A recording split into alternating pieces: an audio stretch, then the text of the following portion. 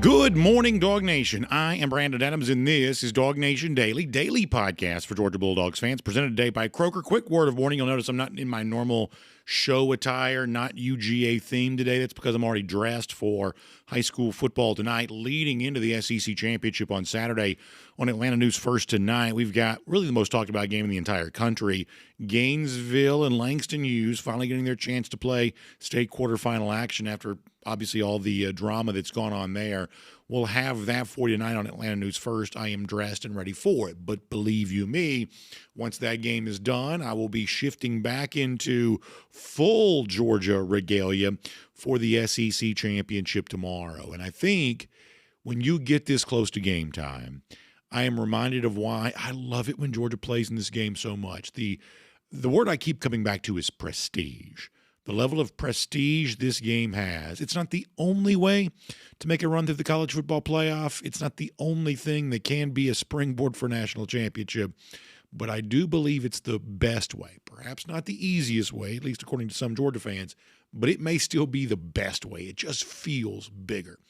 And we're going to talk about that here today. Also intertwined with that, the continued ongoings of Georgia's 2026 signing class, as National Signing Day took place on Wednesday. We'll also hear what Kirby Smart had to say about that when he spoke for the final time prior to the game against Alabama yesterday. And in addition to that, if you really want to understand the true importance of the SEC championship game, a pretty cool clapback from Kirby against one of his SEC foes, I think tells you everything you need to know about that. All of that plus Jeff Sentell. Great to have you with us for it. It is, on this final day before the SEC championship game, DawgNation Daily, the daily podcast for Georgia Bulldogs fans, presented by Kroger, and it begins right now. Well, it's a chance to win an SEC championship. You earned the opportunity to play in this game. This was not given. This was earned. These opportunities are hard to come by. The SEC we're talking about now was not the SEC that we were talking about for the last, almost 100 years. It's a challenge to win that trophy. It's a mark of toughness, of battle scars. The team that wins it has been through a gauntlet and has been tough. The championship game, it's where you want to be at the end of the day. And we work very hard throughout the season to get the SEC championship. That we'll never be hunting. We're going to do the hunting. It's never enough. Whatever we do is never enough. We just got to keep going. We got to keep pushing and keep fighting. Ever since we started fall camp in this unit, we knew we had a goal towards the end of this season. We knew we wanted to do this year. We want to play in the championship.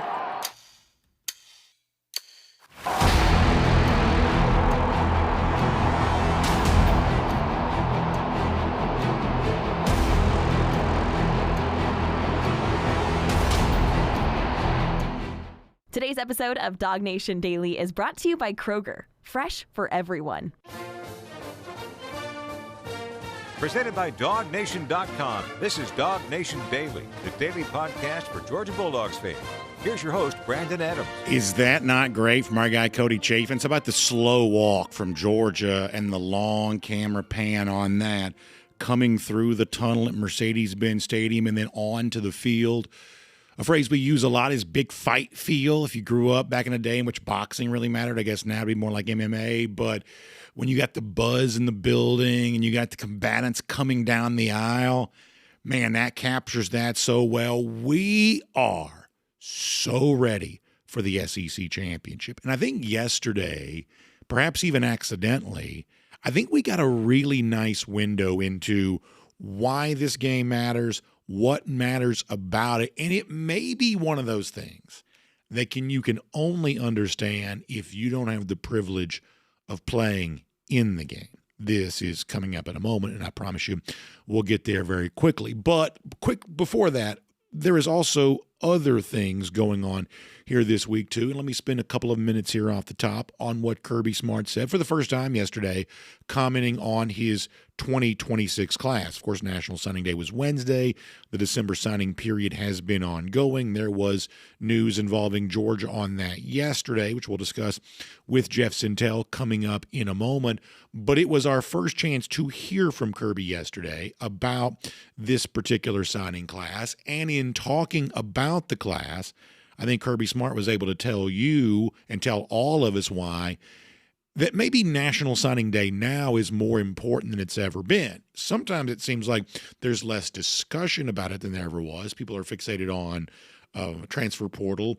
We noticed that signing day now comes crammed into a time in which a lot of other stuff is happening around the sports. We ourselves, admittedly, probably talk about National Signing Day just a little bit less, simply because it is happening the same week as the SEC championship. We are very plugged into whatever's about to happen for Georgia in the college football playoff. But below the surface on all of this, the thing that Georgia just did, sign a class of freshmen who will appear on campus for next year, it may never have been more important now than it may have never been more important than it is right now, based on what we've also seen here this year. Kirby Smart talked about that yesterday. Let's let you hear that right now. Yeah, really excited about that group. It was kind of anticlimactic like it normally is nowadays on signing day, and our prep was focused on Alabama. So it's a tough day organizationally because you got a lot going on at the same time. But very, very pleased, excited about the guys we've got. I always look at it as you look in reverse and you look back, 3 years from now, and you really value that class then. And nowadays, more of these kids have to be ready to play. I look at our practice yesterday, our practice the day before, and the number of true freshmen that are in the two deep is probably higher than it's ever been in my 10 years here. And I got a feeling that's here to stay. So that's saying that those guys we signed yesterday would be factors in our depth chart next year. And they got to be ready to play faster because you just don't have as many people. If you're watching on video, how sharp is that hooded pullover that Kirby's wearing right there? Really great look from him. Looks sharp in that. And what he says about this 2026 signing class and National Signing Day overall is also interesting, too, that because we're in a day and age in which younger players are playing sooner, Georgia's a perfect example of that this season. 2 freshmen playing a lot on the offensive line, essentially more, potentially before this season is done. But 2 have been playing a big role all year long, other freshmen making impacts in other spots, and second-year players now being asked to do a lot of that too, whether they be redshirt freshmen, true sophomores, however their designation would be listed, that because so many young players are playing so much sooner and because they make up such large portions of your two deep, your key depth, you can make a case that who you sign is way more important now than maybe it was in the past when we were making a bigger deal about National Signing Day, because a lot of those guys are going to be thrust into action sooner.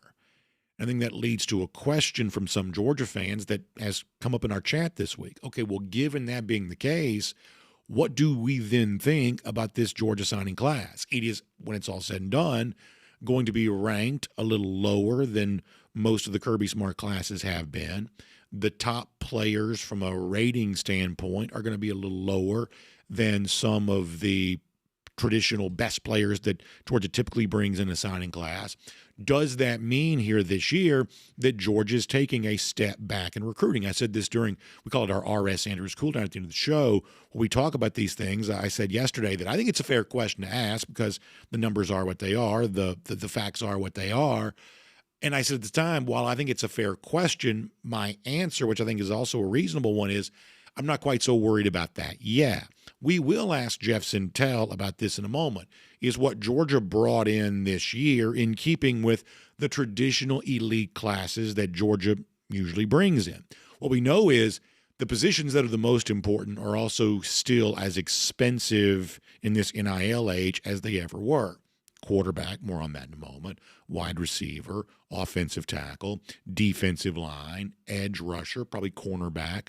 These are very expensive positions in the NIL world, and NIL is not going away. Whatever the house settlement and the revenue sharing was supposed to be, it's probably, based on the behavior of Georgia's competitors, not going to change the recruiting landscape all that much. We believe big offers, aggressive spending, arms race on the financial side of things. It's probably just as intense now as it once was, even if a lot of people want to try to put the toothpaste back in the tube on that. We don't necessarily believe that's going to work. So once again, it's a fair question of, well, is Georgia with this class keeping up with all of that? We'll ask Jeff Sentell in a moment. I would also say that I think it's important to remember that when you look at who it is that's making the immediate impact for Georgia, last couple of years, sometimes it's exactly who you think it might be. For instance, go back to the 2024 season. Among Georgia's best freshmen would have been a guy like K.J. Bolden. From a recruiting ranking standpoint, that's exactly what it should have been, and he worked out to be about the kind of freshman you assume he might be.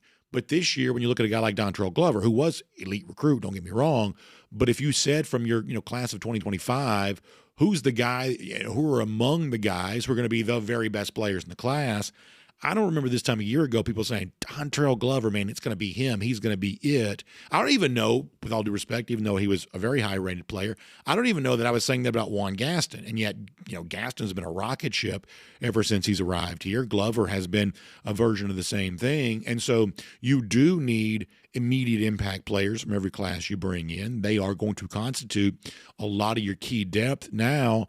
And sometimes at a place like Georgia, which always seems to have as much elite talent as it needs, the guys that really step up and do that, sometimes they're the ones you would predict. Sometimes they're not.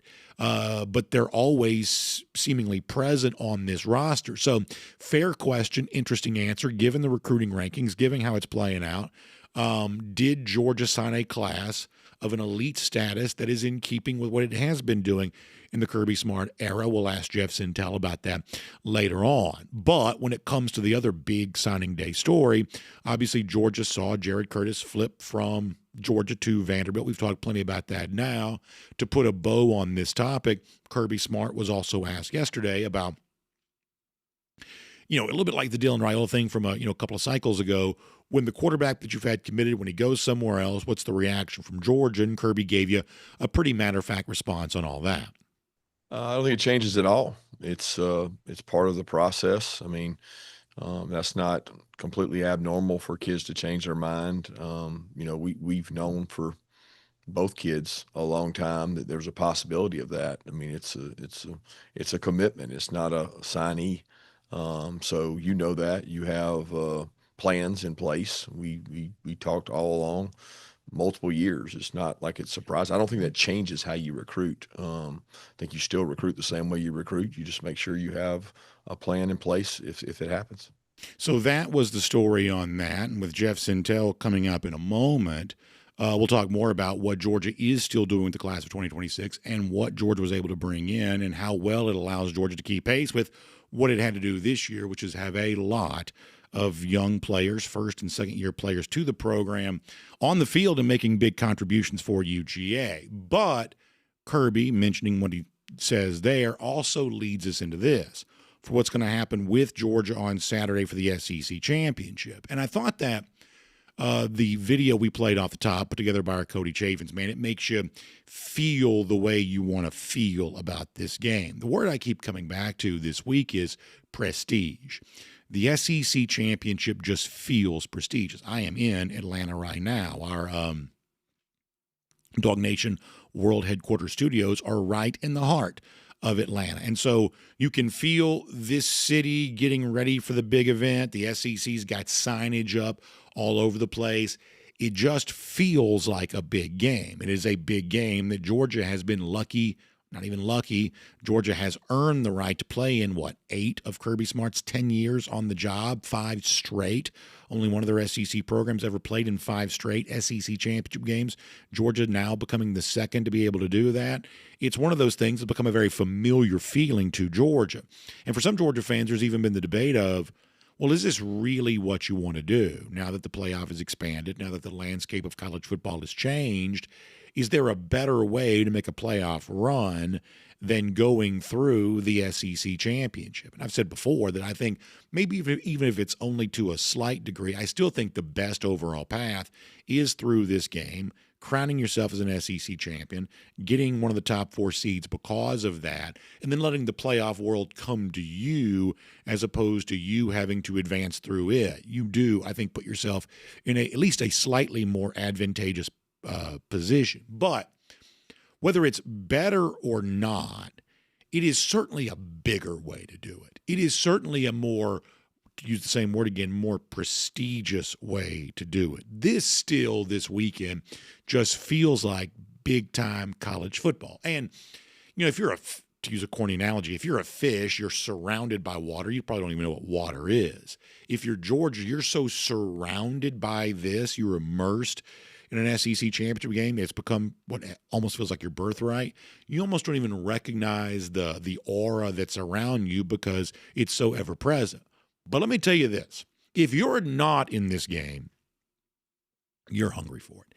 If you are not of a stature that knows you're going to be in the playoff, it's just simply a matter of who, what, when, and where, man, you would crave the opportunity to be in a game like this, to prove what you're all about, to have a chance to have that confetti fall on you at the end of the game as an SEC champion like Georgia had last year and like Georgia thankfully has had many times. If you're not in the game, you know how big it is. If you're in the game, especially if you're in it a lot, and thankfully Georgia is, it's almost like it becomes invisible to you. But when you're outside of the game, boy, you recognize just how much all of this matters. And so it is with that in mind that we just talked about Jared Curtis a moment ago. The guy who's the big winner of the Jared Curtis sweepstakes, Clark Lee, the Vanderbilt coach, also recently re-signed with Vanderbilt. He said this week, his team's sitting there at 10-2. They've had a good season. But it also seems like on the basis of the college football playoff top 25 that came out this week, Vanderbilt's not making the playoff. And so Clark Lee this week is like, man, our team would be ready to play a game right now on 2 days' notice. You just let us know. We'll play in a parking lot. We'll come anywhere. We'll do anything. We just want a game that shows how good we are. We just want to prove what we are all about. And Kirby Smart was asked about that this week. Obviously, Lee and Kirby have gone head-to-head on a handful of recruits here, and I don't know if that was on Kirby's mind when he spoke. But, boy, if you want to really get an idea of why it's good to be in the game, why it's good to crown yourself as an SEC champion, what Kirby Smart said in response to a guy who is not in this game and really doesn't have a path now to the college football playoff, this may sum it up perfectly. I loved this from Kirby Smart. Final time for him speaking before the SEC championship. I think saying it so well to those who are just saying, man, just give us one more chance. Just give us one more opportunity to play. Let us show what we're all about. Is that a good idea? This is great from Kirby. Probably depends on what seat you sit in, right? So everybody on the outside looking in wants another game. And people would argue you had plenty of games. Everybody on the inside looking out say, I'm good. I'll stay right where I'm at. I'm okay. I played well enough. I'm good. I played well enough. If you're on the outside looking in. Let me interpret what Kirby's saying there to someone like Clark Lee and anybody else who may be watching this on TV on Saturday. They don't put nobodies in the SEC championship. This was a game last year that was watched by nearly 17 million people. It was the sixth highest rated football game of the entire season. It was more highly rated than any of the first round playoff games, than 2 of the 4 quarterfinal games.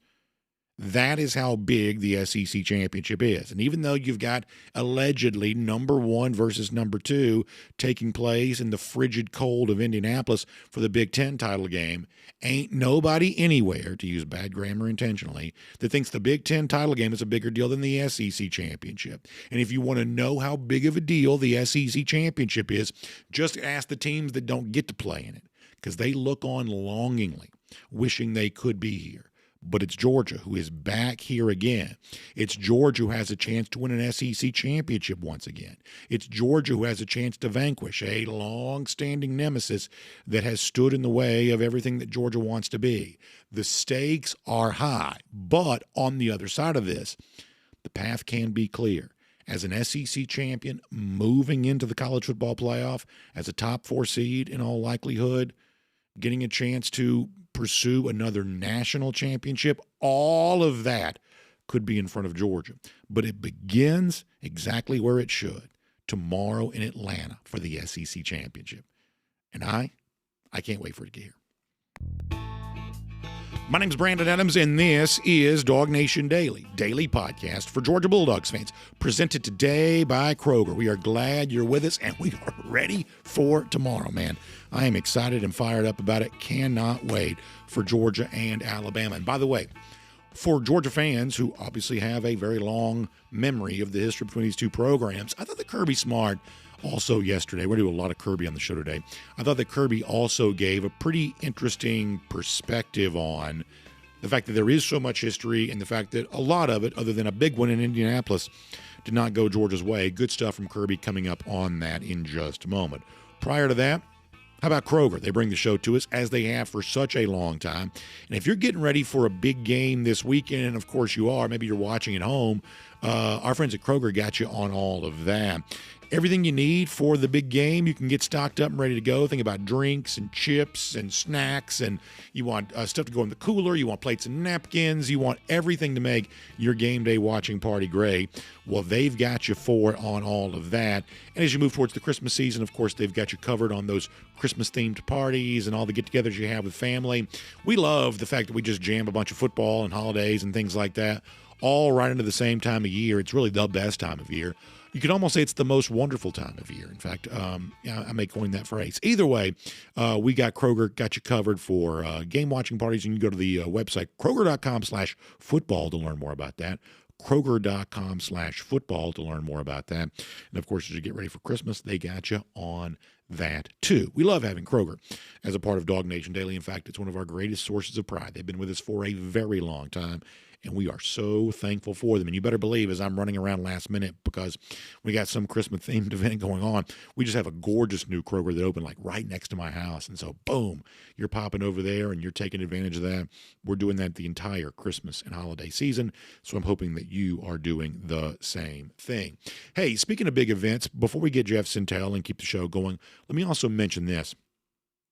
Tomorrow, there's an awesome game day watching party event that if you're looking to be with some Georgia fans, and to me, the Georgia football experience is always better with people. And if you want to get out and be with some people, I think we got a great chance for you to do that tomorrow over the Sweetwater Tap Room. Now, this is an Atlanta institution. People have loved Sweetwater beer here in Atlanta for almost as long as I can remember. Sweetwater 420 and all the various Sweetwater offerings have been super popular in Atlanta for a very long time. Well, tomorrow's a great way to experience it. The game's going to be on the big screens. It's going to have the full sound blasting throughout the Sweetwater Tap Room tomorrow there as well.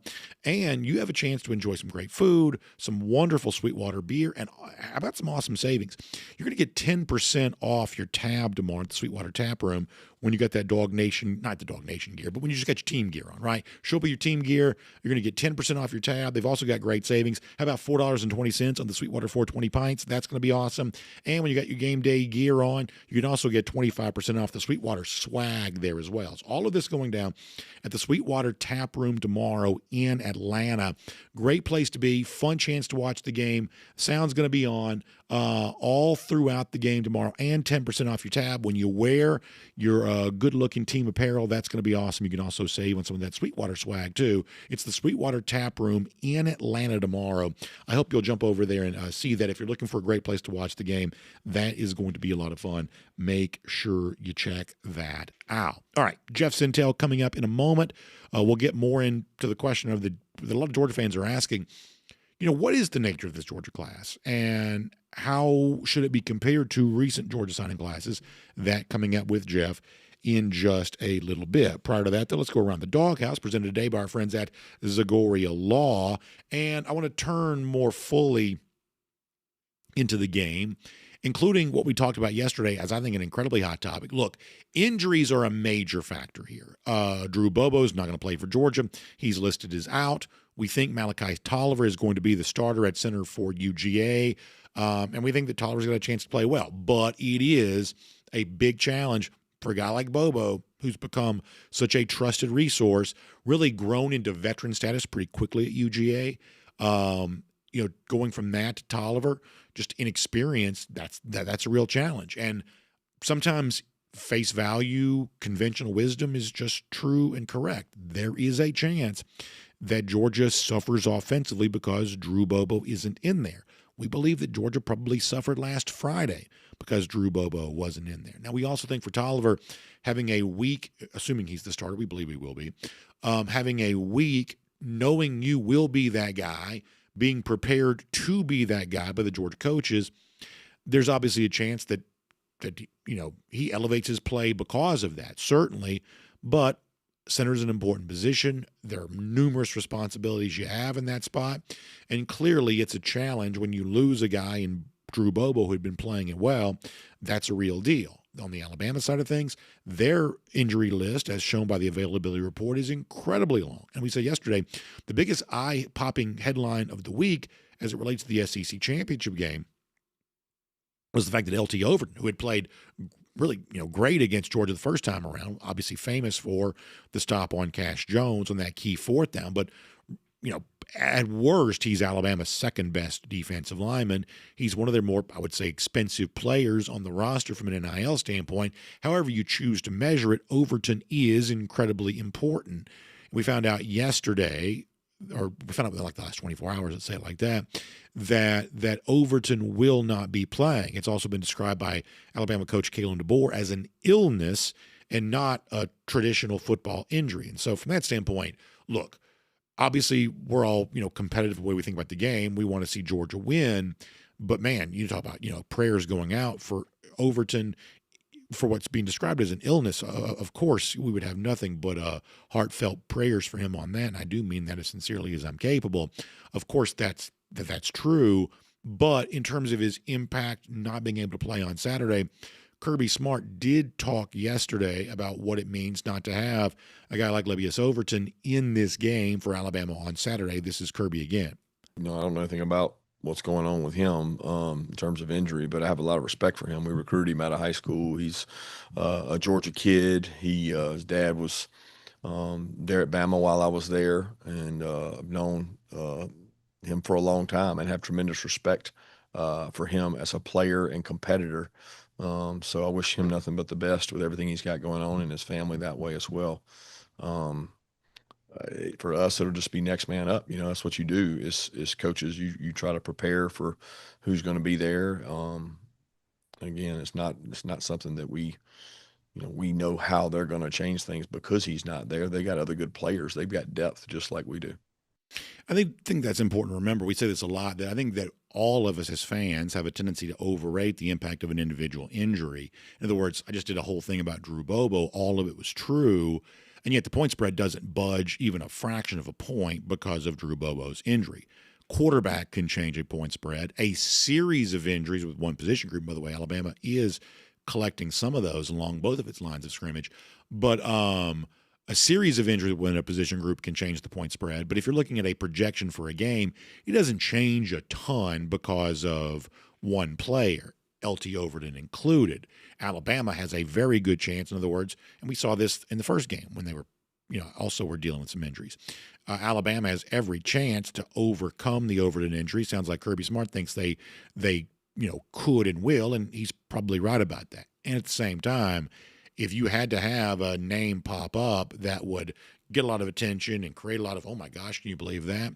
For Alabama, of course, Overton would be one of those guys. In fact, we have seen that reaction just because it came out of nowhere, because it wasn't, it wasn't foreshadowed by any injury in a game, and we heard from Overton this week. It was very surprising, and while it's not going to move the line, it may not impact the way this game is played, much like we're saying for Drew Bobo, it certainly could, and Alabama, of course, has got a lot of those. Who actually suits up and plays for them is going to end up being a pretty big deal. Both of these teams, through the rigor of an SEC schedule, both these teams are hobbling their way into this one a little bit, and they would both crave that bye that's probably coming the way of whoever wins this game. And listen, we believe that even if Georgia loses, it's probably still deserving of one. Whether it gets it or not, we'll see. But clearly, the demands of an SEC schedule have taken their toll on both of these teams. Before I move on and bring on Jeff Sentell, let me also mention one more thing here, too, for a minute. There is an element of this game. We talked to Davin Bellamy about it on Wednesday. It's come up a lot anytime Georgia fans talk about this in any form or fashion. There is an element of this game, Georgia versus Alabama, for the average Georgia fan that is about a lot more than just who's healthy and hurt for this game and what does it shape up between the white lines on this particular Saturday. There are Georgia fans who have a long memory in this series. And Kirby Smart, I think, had an interesting message this week for all those Georgia fans who know, boy, for whatever reason, Alabama has just been tough on Georgia. And I don't know. Georgia fans, by and large, like all SEC fans, are a pretty confident bunch. They like to strut their way into every stadium, and they should, given how good their team has been.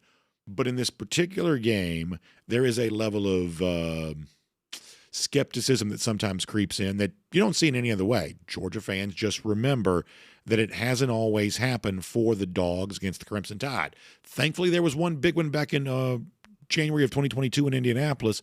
But other than that, including 3 recent games since then where really you probably went into it thinking Georgia was going to win, where it has not quite worked out. A lot of history between these two teams. But as Kirby Smart said yesterday, I think this is interesting and maybe something that Georgia fans should remember, that while that history impacts all of us who've lived through it, the average player on Georgia's roster does not have the same experience with all of this that many of us do. This was interesting from Kirby. Take a listen to this. I don't think these kids pay much attention to any kind of history because, their roster is almost as new as ours. I think both of us are averaging 33, 34% new guys.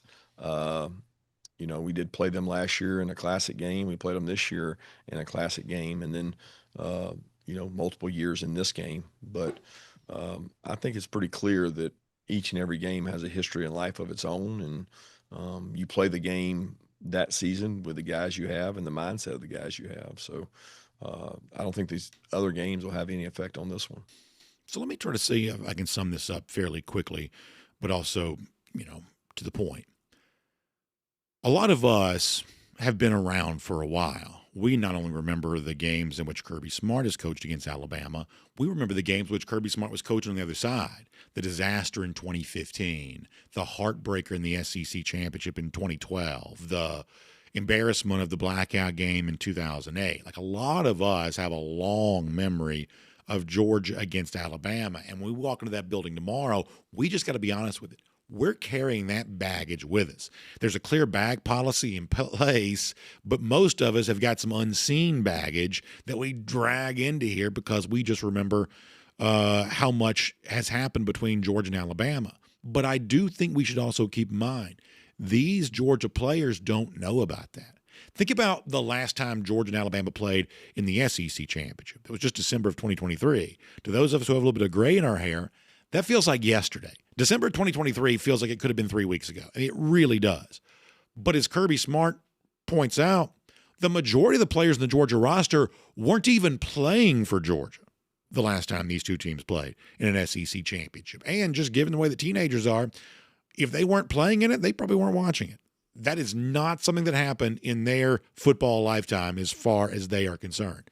It is a major core memory for us, but it might as well be George Washington to the current Georgia players. It is just something from bygone history because they didn't live through it. They weren't a part of it. I do think that matters. And if I could give you a reframe, and we'll do this quick, if I could give you a reframe for how I think you should view Alabama, I think you should view Alabama the same way the Georgia players probably do.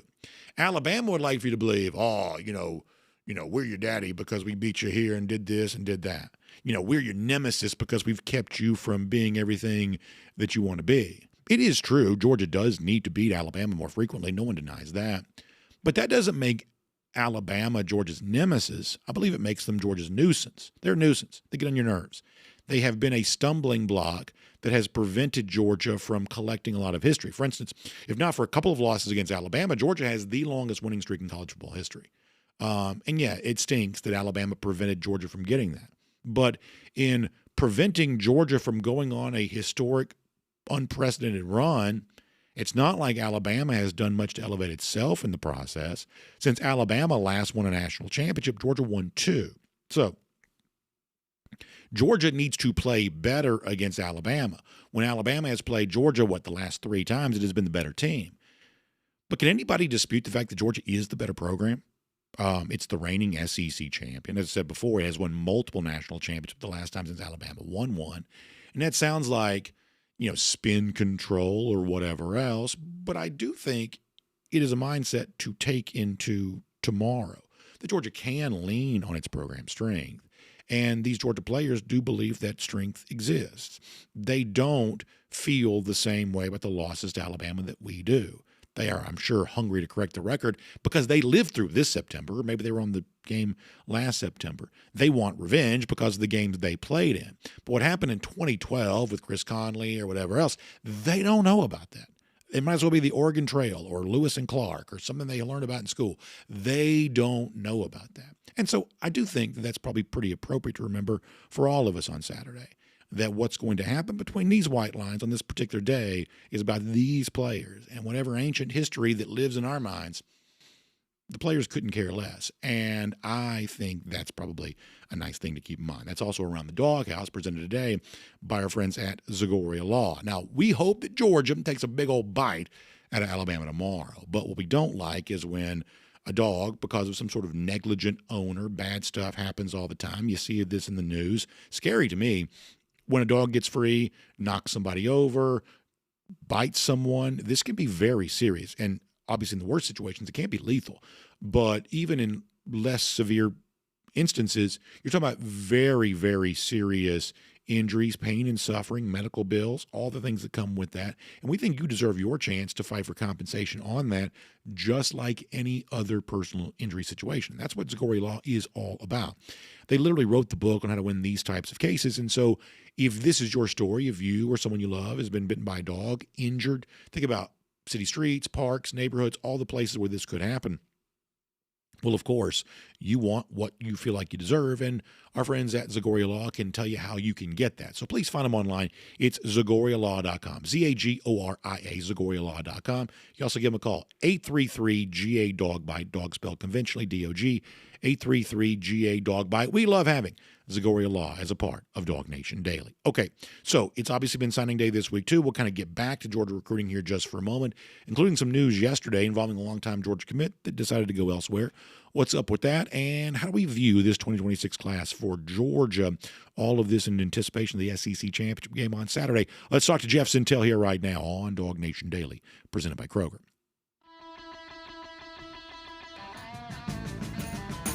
From Athens and across the SEC or wherever the recruiting trail may lead, here's a DawgNation.com insider. All right, late getting to Jeff, so let's jump right into it. Jeff, apologize for that. But yesterday we found out that Georgia wide receiver, longtime commit Brady Marchese, who had been pursued by Michigan the entire time, and I guess we're led to believe maybe in the 11th hour is also getting some pursuit from some other spots too, or at least one other spot other than Georgia and Michigan, ultimately decides to go to Michigan, talented player out of a talent-rich Cartersville program. What did you make of this? Probably not, just given the fact that this had been a part of the news cycle for a long time, maybe not the biggest shock you're going to hear. But what did you make of Georgia losing a long-time commit yesterday, Brady Marchese, going to Michigan? Brandon, good morning, sir. Good morning, everybody out there. It's been a fun week. It's been one of the wilder national early signing day weeks that I've been privileged to cover here at DawgNation. Brandon, I think the football term sudden change. Yeah. I think that's what you kind of got to live with. Obviously, this is like really sudden change, Brandon. I don't know. You like to peruse your Instagram. You like to peruse your socials at times for some online chatter or some buzz. So get this. I think it was 2 days ago, Marchese dropped his Instagram edit and then on his X platform edit as well about his signing ceremony at 3 p.m. yesterday at Cartersville High School. That was with some other teammates, but Brady Marchese was obviously slated to sign with Georgia, Brandon. He has Georgia edits. He has Georgia coaches tagged in all of those. And that's what it is. It didn't seem like there was any sort of intrigue. I'm going to use that word with boldface and italicized. Any intrigue there at all. But then all of a sudden, man, Michigan was a team, man. He almost publicly flipped to over over the summer. He took his first official visit to Michigan, then he took his second official visit to Georgia, and Michigan was always after him, man. They had targeted him for a long time, but for the longest time, I think Brady Marchese was at almost every Georgia game this year, wearing some old school Georgia gear. It kind of felt like he was definitely a dyed-in-the-wool dog, but sudden change happens, Brandon. And this is a guy, 4.4 speed. I love what Cartersville coaches have always told me about him. And I think their head coach, Coach Foster, repeated it yesterday. He's the guy that if you put the ball down and you say, who's the toughest man here, we're going to figure it out. Brady Marchese is going to come running, and he's going to fight anybody else that thinks he's the toughest guy in the room. That's just the way he's built. It's very rare for a wide receiver to be like that, Brandon, especially a kid that he's not a stop blocker. He's a guy that catches 24 yards per catch in his high school career, especially this year. He sat out his first year at Cartersville, then had 3 dynamic years at Cartersville, usually wearing Georgia gear all this last year, and it seemed like he was always going to be a dog. Michigan jumps in, and I almost say this, Brendan, because we like to keep it classy and professional here on your airwaves, of course. He's going to do great things at Michigan. He's going to toast a lot of Big Ten DBs in multiple ways. He's going to perimeter run block as well as anybody, I think, in that conference. And Marchese now adds to Malachi Lee, who adds to Savion Hyder. So for those of you that thought way back when that Hyder, Malachi Lee, and Brady Marchese were all going to be on the same team, it's not Georgia. It's going to be Michigan. So obviously I spent a lot of time around high school football, and there is always a robust rumor mill around high school football all the time. And listen, I don't consider myself a reporter. I never know what's true. I don't even pretend to, but I am always interested in the rumors. And like the rumors for months and months and months has been that Michigan was offering significantly more NIL to Marchese the entire time. Once again, I have no idea what's true, but I'd heard it was like as much as like say 3 times maybe even what Georgia was offering. And I just think that's if it's true, if it's directionally accurate, whatever, I do think that's appropriate context for all of this, in that it is very interesting to have these recruiting battles that seem to be going on for a while with big chase, more money on the other side, and yet money is not the key factor here. And yet sometimes the 11th hour, it's almost to me feels like money isn't important until it is. Tell me I'm wrong. I agree, Brandon. I think, one of the things I'm not trying to, I think I teased this on Before the Hedges this week, but I'm not trying to get in everybody's face and cut a wrestling promo like you do sometimes after the end of big Georgia wins in the postgame show. But there's a lot of people out there that have distaste now for the recruiting process. And I'm not trying to justify my life's work or my vocation or anything like that. But, moments like Marchese this week, moments like Jared Curtis this week are people that are just like, and, Brandon, it's really unfortunate now because I see right now there's going to be some blowback from Georgia fans. Yesterday, for example, 5-star quarterback Jaden Wade started sharing some highlights of his 2025 season, and they're great, Brandon. There's dual threat ability, there's putting it in a bucket, there's pinpoint accuracy, there's big plays, and he's, said go Dogs recently in the wake of all this news about Jared Curtis and the flip to Vanderbilt. And yet every person that comments on social media now is like, all right, Jeff, let's report when he's going to flip, who's going to come in the last minute with all this money. And, this guy won't last. He's just working his NIL bid. I think it's getting out of control. While I do understand the fans here, they're just going to be once bitten, twice shy. They're just going to be burned right now with a lot of these situations, especially now the 5-star quarterback at Georgia. And I think it is what it is. I do understand the fan side of things, but I would just caution folks, man, to give Jaden Wade his due, man. He has nothing to do with Jared Curtis. I think if Jared Curtis lived in Topeka, Kansas, or if Vanderbilt went 4-6 this year like they always do, I think he's a Georgia Bulldog. I think Vanderbilt just caught a lot of perfect storm. And I think, Brennan, even if all those things were working in Vanderbilt's favor as they were, if Gunnar Stockton didn't have another year of eligibility, I think he still probably becomes a Georgia Bulldog because playing right away was always the deal with Curtis. Now, not to have a subset TED talk about all that, because you just asked me, things about Marchese. The thing here is, and this is where I start soapboxing a little bit, I guess, is for those fans out there that sit there and go like, hey, I'm not going to care about these guys anymore until they're dogs.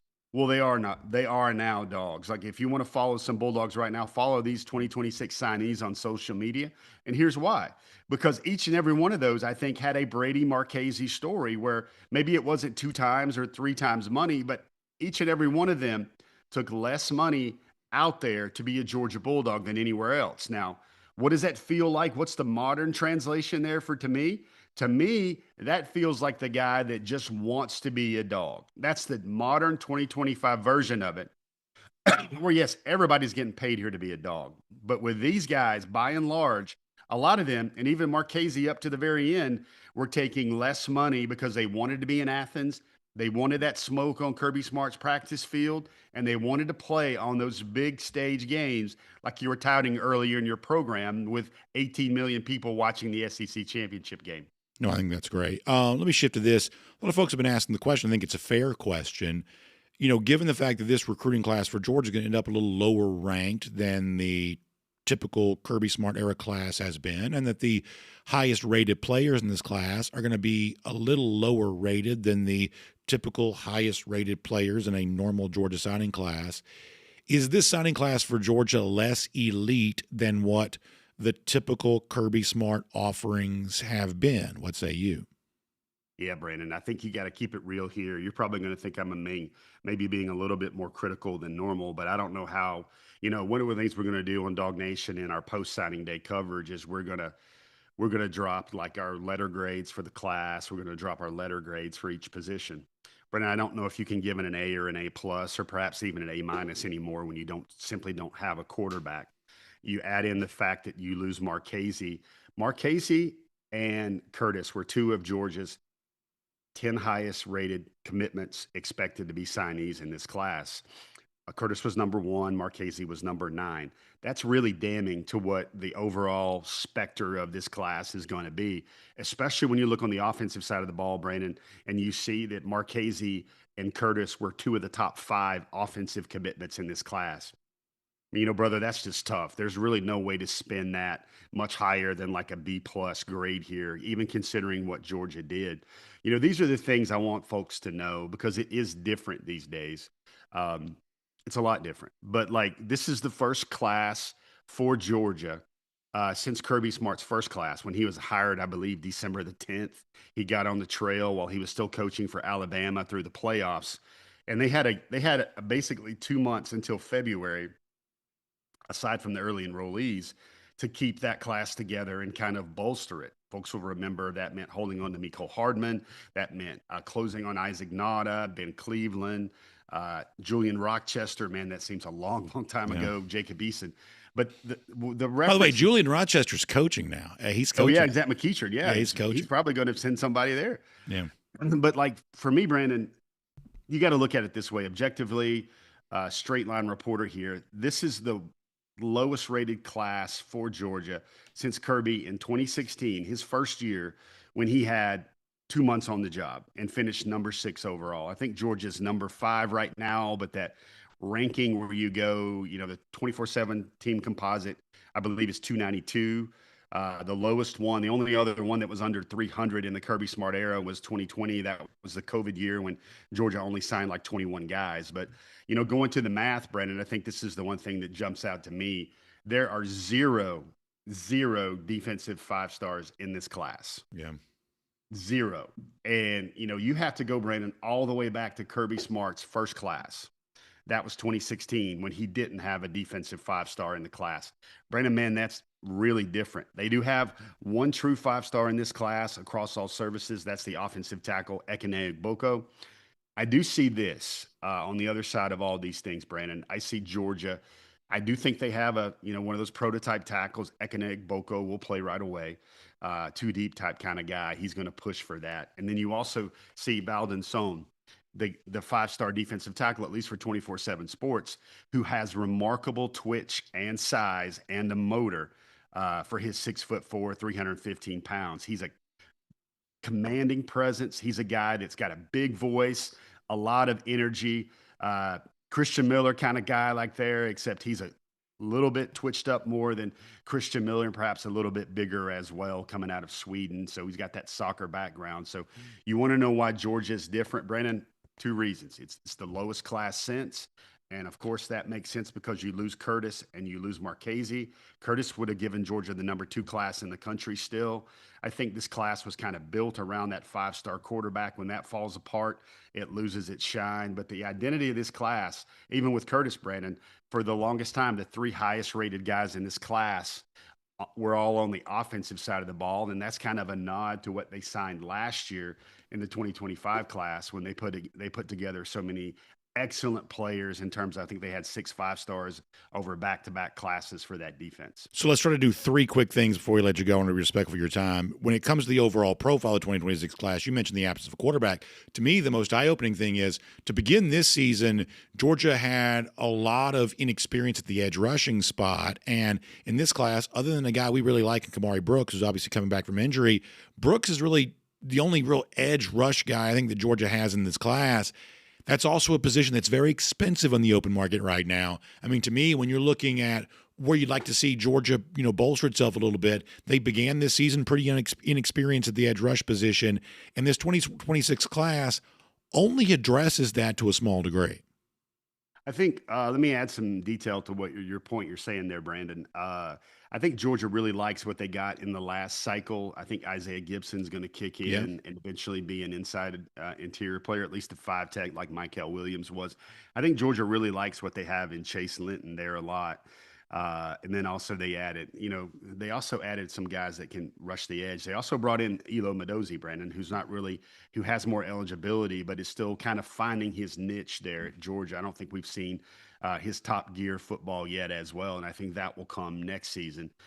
Brooks is a guy that can kind of do it all. Like, Brandon, I'll be honest, he is not, to me, he's more of a, some of the early type Azeez Ojulari type player there. I mean, he's not a guy that you could expect for him to come in and get 12 sacks in any season at Georgia. I think he's just a really good edge that can do a lot of things, a very smart player, Brandon. He's also coming off an injury, a hip injury, which basically shut down his entire senior year. I think the edge thing there, let me give you 2 more data points. Number 1, Brandon, is I think Elijah Littlejohn is a guy that flashes a lot on tape as a guy that can kind of come off the edge and pass rush. Much like he's a linebacker commitment, but much like Georgia's getting out of Christopher Jones and even Zayden Walker and even Jalen Walker, these are these guys that are signed to play the box, but they have hybrid, really strong pass rush ability. And I think Littlejohn's a guy that can really get to the quarterback. I talked to his head coach this week, and he says he's fully expecting Littlejohn to be the 3rd #1 draft pick out of that North Carolina area, Jordan Davis, Jalen Walker, that the Charlotte, Mecklenburg County area has sent to Athens. He thinks he's got all those projectables. He's got that strength. He's got the ball get off.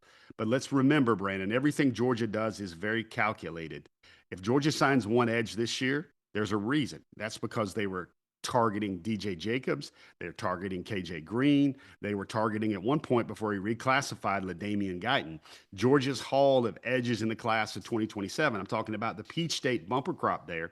Were as good as it's been in years. They felt good with what they signed in the previous classes. Again, with guys like Chris Cole, Quintavious Johnson, guys like that are already in the program and they're developing as well. So they were going to load up in 2027 as well. Fair enough. That's a good point. Very quick. Obviously, Kirby Smart, we played the clip earlier saying that signing day is important now, more important because these freshmen you bring in are going to play. Guys like Dontrell Glover and Juan Gaston, perfect examples of that. So who would be on your shortest list of 2026 signees that could make immediate impacts next season? Yeah, that's a good question. I think Ekene Boko is a guy that could play right away. Brandon, it's going to be fascinating now with Caden Prothro. Georgia only has 2 wide receivers in the class after the Marchese exit. So you've got Caden Prothro as an opportunity there. Is he a receiver? Brandon, he's got 63 touchdown catches in his high school career, and he's stalking the Georgia high school senior single season record. He has 24 touchdown catches right now. Wow. The state record is 29. Oh, wow. And it's a measure here, Brandon, where if you watch this stuff and you go, well, if Prothro gets to Georgia and next year he's largely in the 220s, which I think is where he'll be, 220, 230, then he's probably going to play a little bit more out wide, kind of like a Noah Thomas mold. When he eventually gets to 240, 250, then I think he'll be hand on the ground, traditional tight end, because I think that's where his better pro future is. But it also seems to me that, hey, maybe Georgia has more money now, wide receiver, to spend in the portal, because they're going to be losing Thomas, they're going to be losing Young, and very likely, unless there's like a wonderful story there about Zachariah Branch running it back, because he's a second round pick, I think, whenever he comes out, then there's something to think about there. But, Boko's a guy, Prothrow's a guy, Brandon. I also like Justice Fitzpatrick. He's a guy that didn't really, come in with a lot of fanfare. I thought he was going to push for a 5-star status as a senior, but he was injured most of his senior year. Now he's back healthy and he's kind of being that elite self in the playoffs. Brandon, he's motivated. He's wired right. That's the Fitzpatrick bloodline there. He's got 10.7, 10.8 speed in the 100 meters. He's a pure football player. He's physical. He's smart. He really wants to be a dog. I would encourage all the fans out there, if you didn't see it, we had a really rare opportunity with Minka on Wednesday night on Before the Hedges. That was before he was set to sign with Georgia, and that letter of intent wasn't in, and it wasn't going to be announced for another 15 hours. But we got Minka at like 7:45 before his signing dinner ceremony at 8 o'clock, and that gave us a really strong chance to let Dog fans know he was good. He said, Brandon, and this is refreshing to hear from an elite prospect still these days, he said that Georgia was perfect in his eyes. That's a guy that wants to be in Athens, that loves the fit, and I think he's going to ball out pretty early. All right, one final thing before we let you go. I'm thrilled tonight as a lead into the SEC Championship on Saturday on Atlanta News First. Folks can tune in all across certainly the state of Georgia, city of Atlanta for that, Peachtree Sports Network as well, streaming on those platforms too. The big one, maybe the most talked about game in the country right now, is Gainesville and Langston Hughes finally get their chance to play in state quarterfinal action after the controversy related to the original suspensions for Gainesville overturned by a court. GHSA decides not to fight their own battle in court on that, and now Gainesville and Langston Hughes are going to do battle. Very quick from a recruiting standpoint, I saw Kelsey Adams in person a couple of weeks ago, 2027 Georgia offensive line commit. I really liked him a lot, and by the way, we know what Hughes has been for Georgia when it comes to offensive linemen. Bo Hughley, obviously Dontrell Glover right now. Georgia's gotten some good, nasty offensive linemen out of Langston Hughes. I think Adams may be another one. And this game's also got, guys like Carson Baker, who's obviously been in the news this week, and, Xavier Griffin on the Gainesville side. Of course, they're loaded in many respects. From a very, very quick snapshot from a recruiting standpoint, what do you think about the big showdown tonight between Gainesville and Langston Hughes? As talked about as it is, we're going to broadcast on Atlanta News First. What do you think about that one tonight? Brandon, for some reason, I think Gainesville, what have you, has taken on the role of maybe Darth Vader in this game because of the court battles, or, maybe it's the unsung story, how they get a chance to play again, like maybe the Bad News Bears in an 80s movie. But like two guys from Alabama that will play for Alabama are on the Gainesville side of the ball. Both of them were on the defensive side of the ball. Both of them were restored through all the rulings. Jamarian Matthews, Alabama commit. Xavier Griffin, Alabama commit. Those are guys worth watching. You mentioned Kelsey Adams. I think he was a guy that Georgia prized from the jump. That's who he wanted to felt prized. He wanted to felt wanted, and Georgia made him feel that way, even though he was in love with that screen pass. Watch him take this guy for a ride. He just picks up a running back and it's a one-man tush push. I just think that's amazing if you're watching the video. He's the same kid, Brandon. He committed to Georgia, right? And then the Alabama game. And then that was the game where Proctor caught the screen pass. So I was at Langston Hughes that week talking to Kelsey, checking on some other stories. And he was in his coach's ear about he wanted a Proctor screen pass of his own. He's like, Coach, can we get that dialed up? Can we get that in there? That's the type of versatile athlete he is. Another name for you, Brandon. I know we got to give you names. Watch the Gainesville running back, Nigel Newkirk. He is, I think, a difference in this game. Folks, most people think on the outside looking in that Langston's just going to run the rock all over Gainesville, no matter how many players they got back. Langston Hughes is a very powerful run game team. But Gainesville, I think they have really something special right now with an underrated running back in Nigel Newkirk. He's a 3-star. He does have Georgia in his top 5, Brandon. Newkirk told me he's already got his decision figured out. He knows where he wants to go. Georgia was a dream school for him growing up. We've got that on the record, but he won't make his decision until next summer. So I'll let you go after this, I promise. But is this the first time I was thinking about this morning? I've never done a game for a signee before, right? This is the first time I'll ever say the word signee on television because the early signing period traditionally has been post-state championship. I'm correct. In my career, I've never done a game for a signee before, correct? I think you might have done one during the early days when Georgia's players could sign a financial aid form. Okay. And then they would be signed by the financial aid because, they've only been signing guys early December 20th until last year, which was another one in the first week of December. And normally I know you're okay. So we were beginning of December last. Okay. So we were beginning of December last year. See, you tell I forget. So we would have done signees a year ago. Okay. That makes sense. Honestly, I had forgotten that last year's signing period was this early too. Yep. That's right, Brandon. All right. But, good stuff. Yeah. Listen, I can't wait to see you in Atlanta tomorrow. Going to be a lot of fun. And, clearly whatever happens for Georgia beyond that's going to be an outstanding story too, as a lot of these young players that Georgia signed last year try to help Georgia advance through the college football playoff this year. It's good stuff. Jeff, thanks for your time. And we'll talk to you very soon once again on DawgNation Daily presented by Kroger. Brandon, see, man, I'll echo your phrasing nuisance. I'm going to borrow that one for the rest of the weekend. I like it. I appreciate it, Jeff. Thanks a lot. See you, man. Let's take a look around the rest of the league. This is SEC Through. Let me give you some context here for a moment because we're talking about, from a national perspective, this Georgia class is going to be ranked a little lower than some have been. And yet our producer, Jay Black, does share this. Rivals, recently rebranded, owned by On3 now, re-ranks the SEC teams based on their industry ranking. Georgia's still the top class in the SEC. Ahead of Alabama, ahead of Tennessee, which had a flurry there on National Singning Day on Wednesday. Texas only 5th on this list. Apparently, Texas blew its budget a year ago, maybe. So as of now, Georgia's still top class in the SEC. Important context in the, where does this rank on the elite scale given what Georgia typically does? Still best in the SEC. I think that's appropriate to keep in mind. By the way, Jeff Sentell also with Kaylee Manziel tomorrow for our DawgNation Game Day pregame show, 2 p.m. for that. Inside Mercedes-Benz Stadium. It'll be a good look. Last week before the Tech game, you got a chance to see some of the stuff with Glenn Schumann on the field, and I always like this. Actually, I used to love doing this show because it is, for me, a chance to see, because the TV broadcast does not show this. You can only get this in the DawgNation video channels, and this is something I enjoyed doing for a good number of years. Kaylee does a great job with it. Jeff Sentell with her.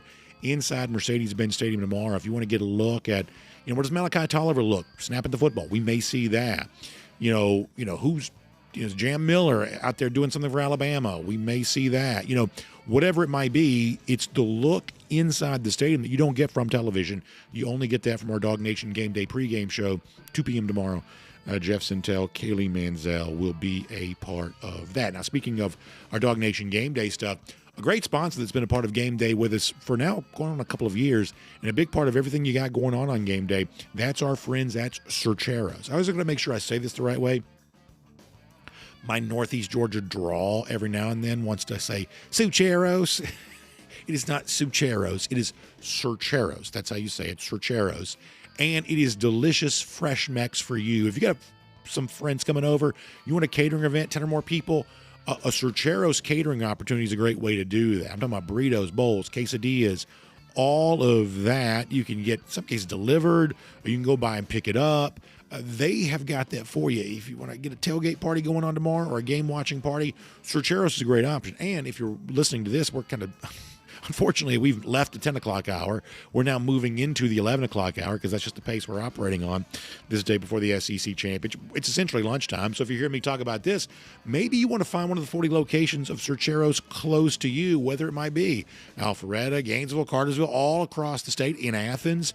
So many great options there on that. They got 25 fresh toppings on the line as you go through there. They'll grill your veggies fresh for you. They'll prepare your food just for you.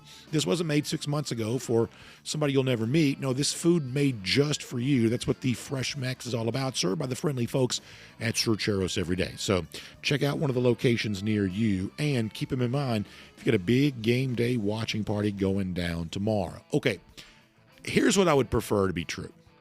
I wish Buster Faulkner would stop taking jobs at Georgia rivals. We all like Buster. We think he's good at what he does. We were appreciative of having him here. And yet now he's leaving Georgia Tech to go to Florida as its offensive coordinator. Now, from a narrative standpoint, I'm always thinking about storylines. I am glad to know that this Faulkner departure comes on the heels of not scoring a touchdown against Georgia. And I say that with all due respect, as I said before, we like Buster Faulkner. But I am thankful to know that he's not hired away by Florida on the heels of another robust performance, scoring a bunch of points, amassing a bunch of yards. I'm thankful that on this past Friday, Georgia figured out the Buster Faulkner offense the way they probably had not the previous couple of years. And so some would say right on cue, Florida's there ready to scoop him up and hire him. But in all seriousness, given the choice of this happening or not happening, I'd prefer it not to happen. I think the Buster, smart coach, probably a little safer at Tech where they're not going to have elite talent as opposed to a place like Florida, which could at least potentially stumble into some elite talent. Smart coach, elite talent, not a great combination from a Georgia perspective. So my preference would be Buster to stay at Georgia Tech or just go be like the Middle Tennessee State coach. You know, can we get this guy a head coaching job? Can we advance him in his career? Why does he keep taking these OC jobs? But in all seriousness, look, Georgia's going to be fine. But I do think the Buster's a good coach, and I would, given the choice, I would prefer him to be coaching somewhere else other than Florida. But listen, for Florida, this is close to a win against Georgia as they're going to get a offensive coordinator that Georgia fans still like, that has had some success in terms of moving the football against Georgia, but certainly not beating Georgia. And when it comes to a guy that doesn't beat Georgia, he'll fit in very well right there at Florida. Let me also shift in on this championship weekend tonight. You got the Sun Belt game. So here's what it stacks up on. If you want to sum all of this up, this to me is what the weekend's about. 4 teams with a chance to punch their ticket to a college football playoff. For the teams that have that going on, how will they handle the pressure of that? For instance, James Madison is in the college football playoff top 25 right now. If Duke wins the ACC championship game based on this past week's ratings, and of course this committee is likely to change on a dime and do anything it wants. We know that they are going to make it up as they go along. But based on this, James Madison, if it wins, and then if Duke loses, James Madison, by all appearances, might be going in the college football playoff. Playing as like a 20-point favorite or whatever, more than that, like 22, 23-point favorite in the Sun Belt Conference Championship game. Can they handle that pressure? They're going to be okay with that. And by the way, they're on their way to hiring Billy Napier. So I'm sure the Sun Belt, happy to welcome Sun Belt Billy back into the Sun Belt. After a brief stay of bringing the Sun Belt to Florida, Sun Belt Billy on his way back to the Sun Belt, but probably a pretty good hire for James Madison. But nonetheless, can James Madison handle that pressure? We feel the same way about Texas Tech. Texas Tech has a chance to not only be in the playoff, but to be one of the top 4 seeds. The Big 12 title game historically is the lead into the SEC championship. Once again, tomorrow at noon, that'll be the case. They are a couple of touchdown favorite over BYU. You know the situation with BYU. They're sitting there right smack dab in between Notre Dame and Miami right now. If BYU loses, especially if it loses with margin, all of a sudden you're talking about the side-by-side comparison of who makes this playoff between Notre Dame and Miami. 2 teams that, much like Vanderbilt we mentioned earlier, not playing on championship weekend, wishing it was, but that becomes interesting. But it's the Texas Tech part of this I want to focus on right now. I believe, much like I'm a little suspicious of James Madison, I wonder if the pressure gets to Texas Tech just a little bit, where you've been good all year long, but you've mostly been playing with no pressure. Big favorite against teams that were just completely overmatched. Now you are one step away from concluding what would be probably, at least in my lifetime, the best season in Texas Tech history, setting yourself up for a real chance to do something in the playoff. Can you finish that off? We'll all be watching leading into the SEC title game. Does Texas Tech look like a major national contender against a pretty good BYU team that's got some steam this week because it held on to Kalani Sitake, who did not take the Penn State job? I reckon Penn State's never hiring a coach. But that's going to be really interesting. And I do think while Texas Tech may win, I still think there may be just a little application of the brake. There may be just a little pump the brake here of a lot of butterflies in the stomach. It's pretty high altitude. Can you finish this off without a hiccup? I think that's worth watching leading into this. My guess is that game closer than the experts think. ACC title game, I honestly don't care. But to put my tinfoil hat squarely on for a moment, and you already know this is true, you just may not have thought about it. There is no way, I mean no way, that Duke gets any calls in this game, because it would be such an utter humiliation for the ACC to have its conference champion potentially left out of the college football playoff, and probably likely left out of the college football playoff.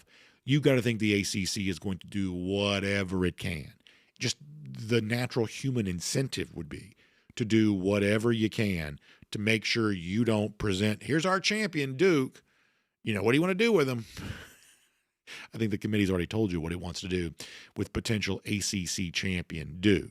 Now, we know that if there is some putting your thumb on the scale here, it can't come via the overturned calls and things like that, because I'm assuming this game, like all the other ACC games this year, the replay deliberation is going to happen on TV. So you can't do that. That's got to be straight up. But when it comes to holding calls or pass interference, all these judgment calls that can change the game, one of them at the right time can change the game. A preponderance of them over the course of a game can really influence it.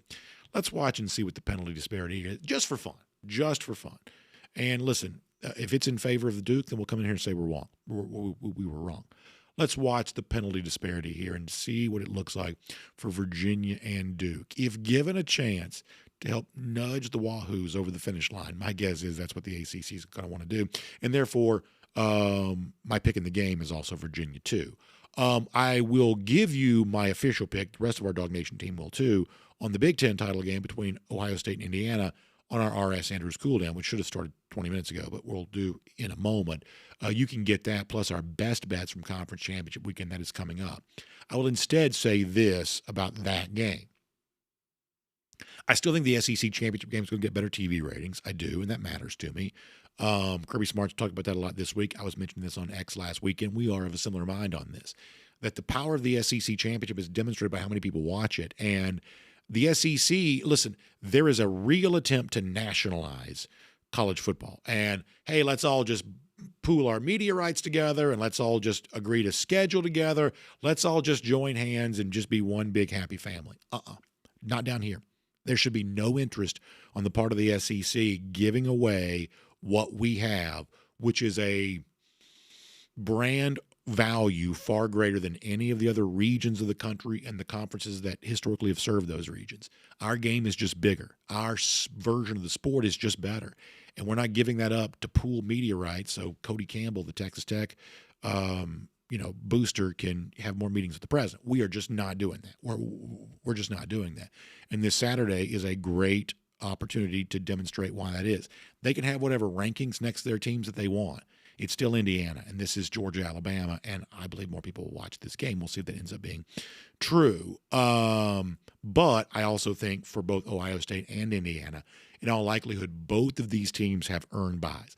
Unless one of them loses by 3 touchdowns, I think that both these teams have earned byes. So this is what it comes down to. If Ohio State and Indiana both have them, what happens to the other 2 byes? I believe the SEC champion will get one. Yes, even Alabama. There's a debate about whether or not Alabama makes the playoff. I believe the committee settled that for you last week. Bama, unless Georgia just blows them out, is probably going to be in. Now, I've said this week, I think that Georgia deserves its chance to knock Alabama out of the playoff. I think that'd be a pretty nice reward for being SEC champion for a team that's already got a couple of losses, one of them not good. I think it'd be nice to knock Alabama out of the playoff, but I don't think that's what's going to happen. And the inverse of this is, if it beats Georgia twice, Alabama will get a bye and probably deserves one. I think that is going to happen. Is there a chance that Georgia, even if it loses on Saturday, shudder the thought, but even if it loses on Saturday, could also get one of those byes? I think it could happen. But I probably think it needs Texas Tech to lose, which I think could also happen as well. BYU is not a bad football team, although they were blown out by Texas Tech earlier this season. If Texas Tech wins, which will take place right before Georgia, and if it wins with margin, if it wins by more than 2 touchdowns, for instance, I think that Georgia probably needs to win the SEC championship to get one of the top 4 seeds. That's not a guarantee and not a accepted given, but I believe it's more likely than not. So could be a lot of stakes for Georgia in this one tomorrow. It is a better path of the playoff to advance past the first round to get the bye into the quarterfinals. We'll see how many teams from the SEC get it based on the action that is there. And you may say, what happens if both Georgia and Texas Tech lose? I'll also shudder the thought once again. I don't know. It would be ridiculous to put Oregon, currently ranked number 5, into that spot. But this committee's pretty ridiculous, so be on guard for anything, and we'll make that your SEC through. So I told you yesterday, I've never been great at self-promotion. I don't retweet compliments and things like that. For whatever reason, I don't know. I try to stay humble. That feels outside the boundaries of humility for me, personal conviction maybe. But this time of year, I do make an exception because as self-serving as it is, I really love the Spotify Wrapped. I love the fact it is an unbelievable gift to me that so many of you have spent so much time with our show. And the fact that you would also share that with me on social media is just, it really is the best thing in the world. As self-serving as it comes across, I'm going to take ownership of that for a moment and say, I am very, very thankful for all of you who do that. So I try to retweet them all. I show him here on the show for a golden shoe. We're going to keep doing this for many days to come, including Josh Bird, who sends this in. He's in our top 2% of viewers on YouTube, which is an amazing accomplishment. He writes in to say that I'm a postal rural carrier here. He says, DawgNation Daily kicks off my route every morning. No better way to do it. Josh, let me say this to you very quickly. My dad was a long time postal worker. His dad, the guy that really got me into Georgia football, was also a longtime postal worker. So I come from a multi-generational family of postal workers. That is real work. It is awesome, especially this time of year. All those Christmas cards and letters to Santa and all that kind of stuff that we depend on this time of year. All of that happens because of the great work our postal workers are doing. So the fact that you are listening to our show as you're doing that just brings back great memories of my dad, my grandfather. I'm proud of them. And I am proud of the legacy that they gave me, and I'm happy to know that there are great folks out there helping the mail get to where it's supposed to go every single day. And the fact that you listen to DawgNation Daily, boy, a golden shoe is the least I can do for that. Thank you very much. And to all of you who are sharing what YouTube's doing now, what Spotify has done with its Wrapped, and I guess Apple's got their version of this now too. To those of you who are doing that, thank you so much. Lousy stinking Gators. They may hire Buster Faulkner, good hire. Even every now and then you're going to stumble into something. I almost said even a blind squirrel finds a nut, but we're not going to denigrate Eddie by mentioning him that way.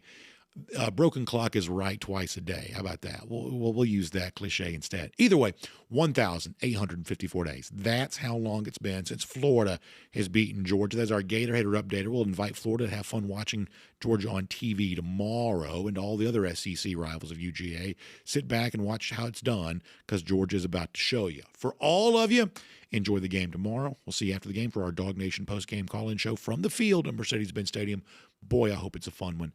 And then back here on Sunday, by the way, to react in the moment, as we always do, to the playoff announcement as it comes out. Where Georgia's going, who it's playing, we'll get the immediate reaction to that on Sunday. And then when it's all said and done, back here on Monday for DawgNation Daily, presented by Kroger. What a fun time of the year. Enjoy Georgia Bama tomorrow, and we'll talk to you throughout the weekend. And then back here on Monday. Have a great weekend. Hope you'll come back and see us on Monday.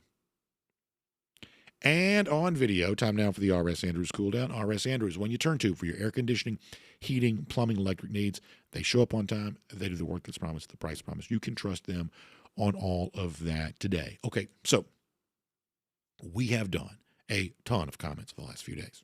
I don't think anybody can say we did. In fact, I was late for my lunch yesterday because we took so many comments with my great friends over at Retro Roofers. And we had a great time, by the way, but I was a little tardy. The point is, the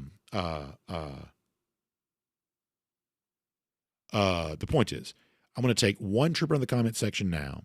Then we're going to give you a really fun taste of the R.S. Andrews Cool Down, our official pick for the Big Ten title game. And then we'll come back and do one more trip before we're all said and done. So let me go to DawgNation.com first, and we'll say hello to folks there. And then we'll give you best bets and everything else. Busy time here today. All right, at DawgNation.com.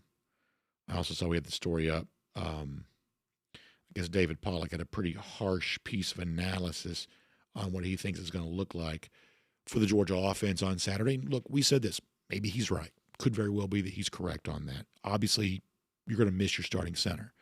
But even if you're not as good as you would be, you can still win. It is still possible you can do that. UJ Marine says the committee left themselves an out when it comes to how it's going to deliberate. And I'm always reminded of something our good friend Tony Barnhart once said, or has maybe said plenty, which is that the people who run college sports like options. They like keeping their options open. And if you look at the current top 25, Marine, what you describe is exactly the way that I see it. They have their options open. If they want to move Miami and Notre Dame side by side, they're going to have a scenario where they can do that. And at that point in time, if they want to say, well, now that they're side by side in the rankings, of course we're going to consider the head-to-head, and now Miami's going to move ahead of Notre Dame because why wouldn't we? If that's what they want to say, they have every chance to do that. However, if they want to keep BYU in between Notre Dame and Miami, and so therefore they can say, well, we never really considered that because we've got Notre Dame as the best overall team in comparison to these two, they have the option to do that. And it is important to note, and a lot of people are saying this, if you care about analytics at all, the advanced stats and the rating services that rank because of that, it's important to note that Notre Dame is ranked ahead of Miami in every single one of them. ESPN SP+, ESPN FPI, Sagarin, Brian Freemo does his FEI. All of these math nerdy things where they ranked teams based on, computer formulas, things like that. Notre Dame is ranked higher than Miami in all of them. So for the people who assume, and listen, I don't give the committee the benefit of the doubt on anything, but for the people who assume that all of this is about the TV ratings for Notre Dame, things like that, look, we've said this plenty. Look at the ratings. The Notre Dame ratings are not what they once were. This is not 1975 and was it Ara Parsegan? He's not walking through that door. The world has changed. It really has. And Notre Dame is an attractive demographic, I believe, to the people who run college sports because it's a bunch of metro areas that care about Notre Dame. But just in sheer raw numbers, it is not as big as it once was. They're not one of the 10 most viewed teams in college ball right now. And their appearance in the national championship game a year ago and the semifinal game a year ago, I think would probably be considered a disappointment. So while I am on guard for all kinds of conspiracies, that conspiracy I'm not necessarily buying into. But the point is, as you say, Marine, they have clearly, with all of this, left their options open. If they want to move Alabama out after a loss, they could. I don't believe they will, but they could. If they don't want to, Alabama's ranked high enough, they don't have to. They are solidly in the field. If BYU wins, then the Miami-Notre Dame thing probably goes away because both BYU and Texas Tech, I believe, would then make the college football playoff, and the Irish and the Hurricanes would both be eliminated at that point. Their options are all on the table, and they are going to exercise their right to use them. That is true. By the way, our resident Miami fan, Dennis Wilson. Dennis, there are a lot of SEC schools that could probably learn from you because you've been watching, Georgia play in the big games for a long time. Your team, obviously to anybody who's, been following college football for the last 2 decades, we haven't seen your team in a big game. And so you've gotten used to watching other teams play in the big game. A lot of SEC teams, man, they're like, boy, we'd like to be playing this weekend. We wish we wouldn't have to sit around and watch. I'm sure they could probably learn a page or two for you because being a spectator for the big game with your team sitting around and hoping, give me a handout. You want some corporate welfare from the committee. You've gotten used to that. But I'm glad you're here today. I'm glad you're here today.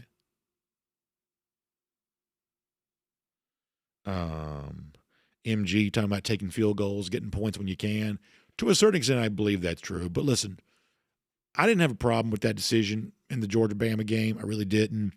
What's the Homer Simpson meme of you don't win games with field goals? I mean, to a certain point, You want to be Bama. You are not going to, you are not going to kick your way to a win against Alabama, I don't believe. By the way, Christy's having fun with me. How about this from Will? I didn't know. I guess this is true. That South Carolina has more ACC championships than Miami does. Dennis, that's tough. Dennis, that's tough. That's tough.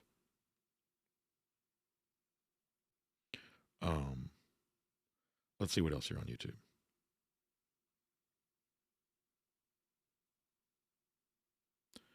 MG also mentioning, limited number of offense possessions the first time around. Yeah, I mean, to me, of all of these games, the hardest one may have been 2023 SEC championship.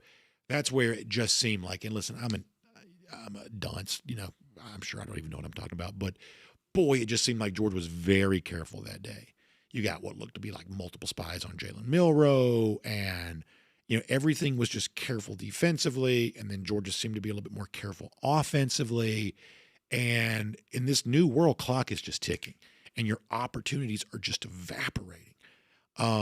It just felt that way to me. The hardest one to sit through was even worse than the disaster in Tuscaloosa last year, may have been that 2023 SEC championship game, because it just felt like such a different version of Georgia than this swashbuckling bunch that had run its way through 29 straight wins. It just felt more tense, tighter than that. And sometimes the perception's not correct, but in these games when the possessions get limited, not squandering opportunities is really important. Let's see what else. Let me check it on Facebook real quick. Then after that, official pick for the Big Ten title game. A chance to hear from our guy, Dari Payro, who's been red hot, by the way, with his picks. And I'll tell you who else has been red hot. Credit where it's due. Mike Griffith has had an amazing year picking games. Gary Holt, thank you for saying that. It is really, this week, my voice has been way better. And I did not expect that to be the case.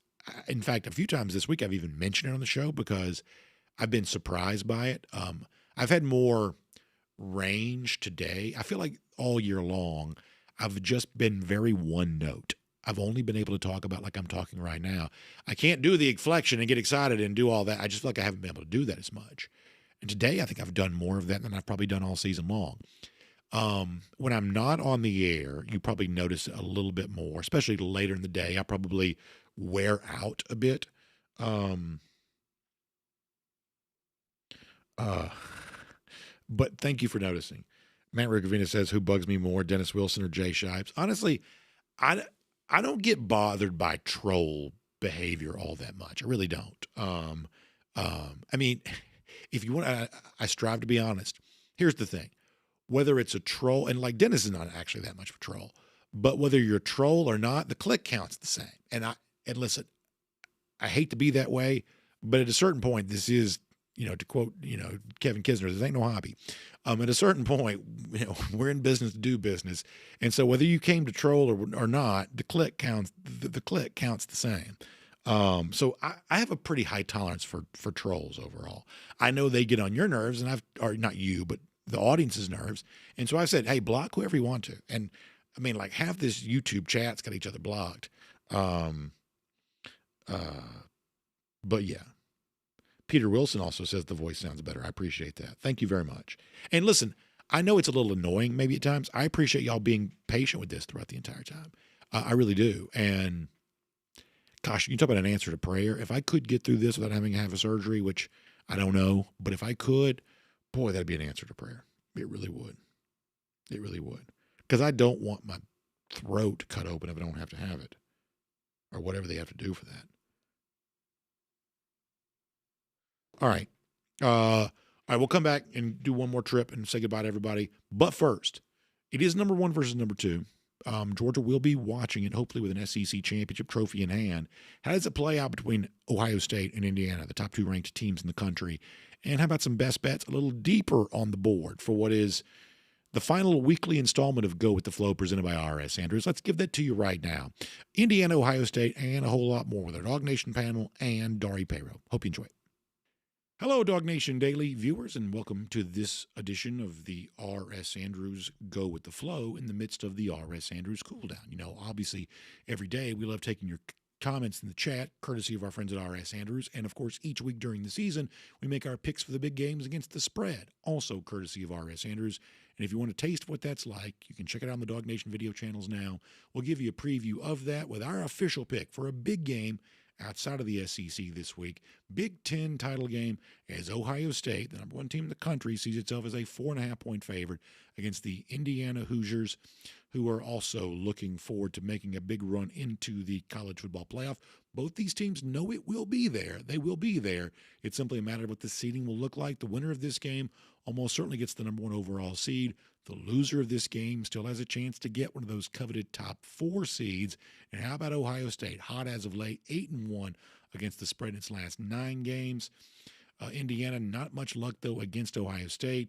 In steps up in competition, they've struggled 0-10 straight up in their last game against the Buckeyes. Ohio State here in this spot, though, a 4.5-point favorite against the undefeated Indiana Hoosiers. We come back to Mike Griffith. Mike, if you haven't seen Go with the Flow this year, is protecting a lead, 10 games over 500 coming into this championship weekend. Mike, this is the big one that doesn't include the SEC. What do you want to do with the Buckeyes favored by 4.5? Yeah, and I'm pretty sure that the Buckeyes have actually won on the field more than that. I believe the last Indiana win was a vacated win. Ohio State actually won the game. So I'm going to go with the Buckeyes because they've been there and done that, even though this is in Indiana, in Indianapolis, some 45 minutes from Bloomington.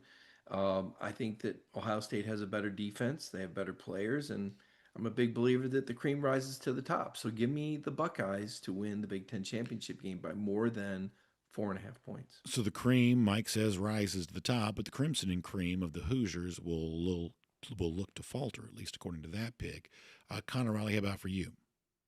I like Ohio State here a good bit. I picked against them last week. That was not in my best judgment, and I think this team is hot. I think it's a little bit like that 2022 Georgia team where they heard so much all offseason about how there's no way that they could repeat because they lost so much from the year before, and there might end up being an argument that they end up being better than the national championship team from a season ago. So give me the Buckeyes here by a comfortable margin against Indiana. A lot of Ohio State love right now. Kaylee Manziel, what about you? Buckeyes favored 4.5.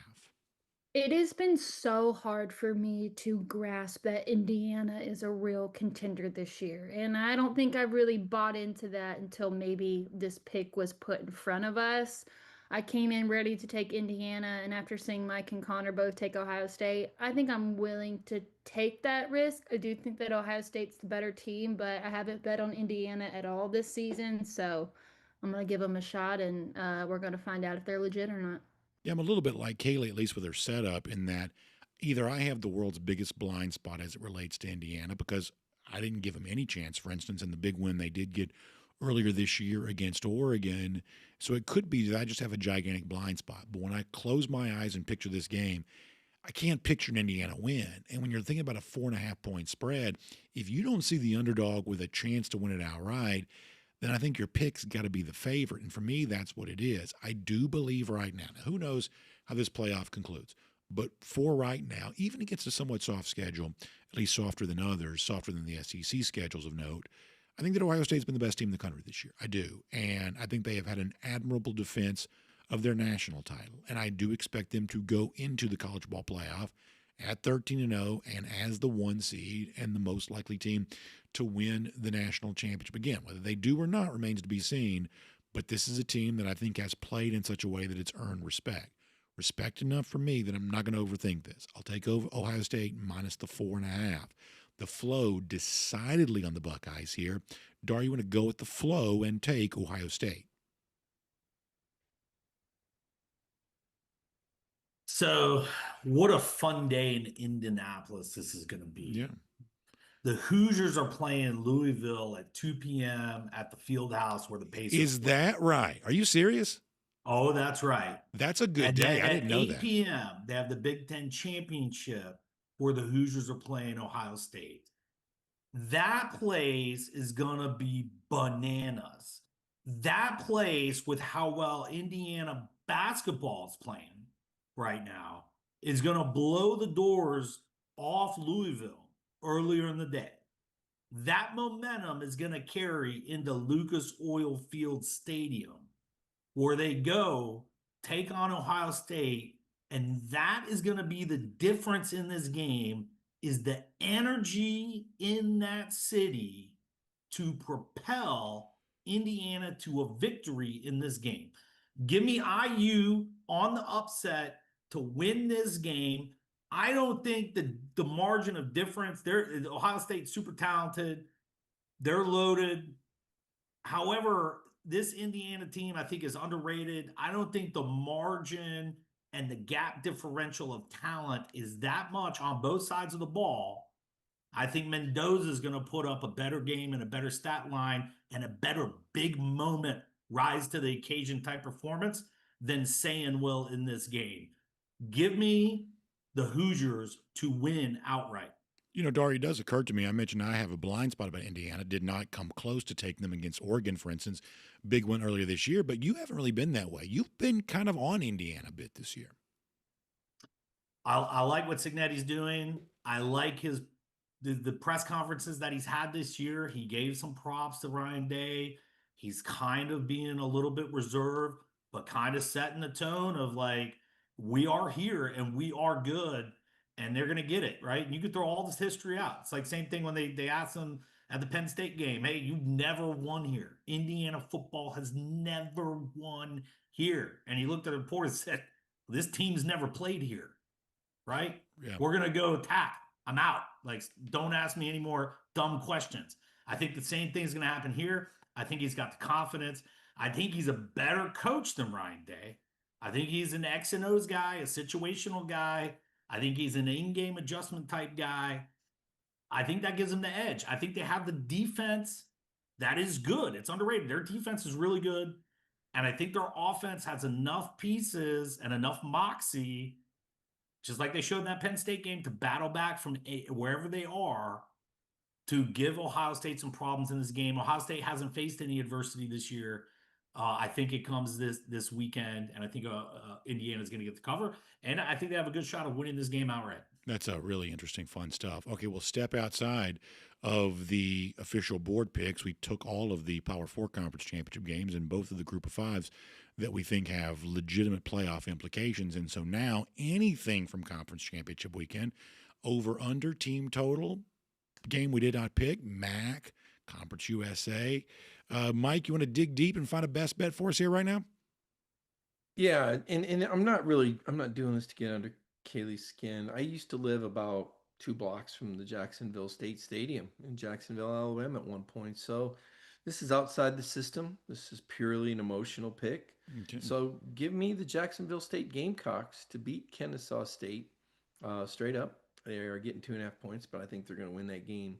So I'm going to take Jacksonville State over Kennesaw State. There you go. Conference USA title game. Mike on the side of the Gamecocks. Connor Riley, how about you? You see a best bet out there from what is admittedly a more sparse weekend than a traditional college football slate? Yeah, I like Virginia as a best bet in this instance. And then I like Alabama money line as well here.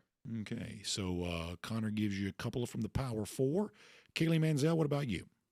I'll make an emotional pick as well. I will fade Mike. I will take Kennesaw State to win upright. Now, I've seen Jacksonville State as a 1.5 point favorite, not a 2.5, which doesn't really change much. I'll take Kennesaw State in the rematch. And then also, I like the under in the Big 12 Conference Championship game. It's set at 50.5. I like the under in that for the rematch. So Kaylee Riverside's Mike on the Conference USA takes the under in the Big 12. And I don't know, Kaylee and I spent a lot of time together. Maybe we are just of one mind right now. I also like the under in the Big 12 title game. I like another under as well. And by the way, you know, these picks are just disaster. So poor Kaylee to be having her wagon hitched to me. I also like the under in the Sun Belt Conference title game there as well. We talk about key numbers a lot, 3-7 when it comes to point spread. 48's a key number when it comes to over-unders. This one under the key number of 48 here for the Sun Belt at 47.5. But in 2 games in which I like the underdog to play well, that typically correlates to unders. So I'll take under 47.5 for the Sun Belt, under 50.5, which I do think is a pretty big total for BYU, Texas Tech. And I'll give you one more as well. I like Boise State minus 3.5 in the Mountain West against UNLV. My guess is, and I haven't done 5 seconds of research, but my guess is it's going to be pretty cold up there in Albertson Stadium. Boise typically is this time of year. I know enough about UNLV to know this. It's one of the worst defenses in America. They've scored a decent amount this year. They can't stop anybody. So for a team that's been pretty soft defensively, my guess is they don't respond in the cold. Boise State's lost 4 times. They probably don't have a shot at making the playoff. But in their own stadium, place they're usually pretty good, winning a conference title, Dan Mullen's first year. I like Boise State minus the 3.5 here. So give me Boise minus the points, under in the Sun Belt title game, under in the Big 12 title game. And with that, mercifully, my attempt at best bets is now, at least for the most part, over this year. Dari Pero, your picks have been better than mine, so I willingly and gladly cede the floor to you. Yeah, just to recap last week, because I crushed it again in my best picks. I took the under in the Alabama-Auburn game. That hit. I took the under in the Ohio State-Michigan game. That hit. I took the over in the Colorado State-Air Force game. That hit. And I took my Pirates to cover 6.5 points, which they won by almost 40. Nice. I'm on a tear with best picks. I got 4 this week again. If I had to pick the Boise UNLV game, I would take UNLV money line to win that outright. I think they're getting 3.5 points. Boise State's getting their quarterback back. He's been gone for, 5 weeks or so, Maddox. I don't think that helps them in that game. It's not one of my best picks. I'm just throwing it out there since you picked that game, Brandon. Well, being on the opposite side of me is probably a pretty good place to be honest with you. I'm going to start with, I'm just like Mike. I do like Jackson State. They're getting a 1.5 or 2 points, depending on the lines kind of moving around there. I do like them to win that game outright. That is one I do like a lot. The other one, probably my best pick of the day this weekend, is going to be Miami of Ohio against Western Kentucky. Miami, Ohio is getting 2.5 points. I like them to cover. I also like them to win. I like the money line in that one as well. I do have 2 over-unders that I do like. I'm against you guys on the BYU Texas Tech game. Okay. I like that to go over the 50.5 points. I think there's going to be a lot of points scored on both sides of this ball. I think BYU is going to find a way to keep close in this game. It's going to be a little bit of a track meet. I also like the over in the Boise State UNLV game. That is at 57.5, and I like the over in that one as well. So Dari just spraying the board on the final best bets of our weekly series of picks. So that should be fun to follow. And for all of you who've been a part of this with us all year long, we certainly appreciate that. We'll be back at some point down during the college football playoff. But it's kind of sad to say goodbye to this. We love the busy slates of college football, and after our final full slate of games this past weekend, we give way to only a small handful of conference championship games. We're going to try to enjoy them as much as we can, and of course get ready for some postseason action too. So thanks for being a part of Go With The Flow here this year, presented by R.S. Andrews. And with that, we'll get you back to DawgNation Daily and our R.S. Andrews cooldown.